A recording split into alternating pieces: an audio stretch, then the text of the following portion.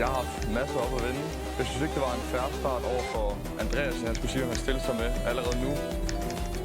Jeg har haft alle de andre drenge op at vinde, og har en god idé om, hvem vi står ved. Og der er egentlig en enkelt dreng, jeg ikke er 100% sikker på, hvor han ligger på 90% sikker. Og det er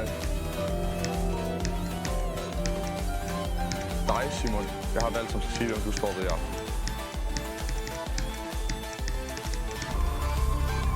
Det er super dårlig stil, at Rasmus vælger mig. Jeg er på solo, og jeg har aldrig nogensinde gået efter ham, selvom jeg godt har kunne. Jeg vælger, at Simon skal afsløre, hvor han står, fordi jeg stoler på Simon på samme som med, hvis vi kan få Simon ud på den her, så er det også okay. Så ja, Simon skal have den. Simon er et oplagte valg, fordi Simon er på solo og spiller i modsat gruppe som os, så det har jeg det helt fint med. Jeg har valgt en pige, som jeg har givet udtryk over for, jeg gerne vil spille med. Lige siden jeg fik taget min partner Anna.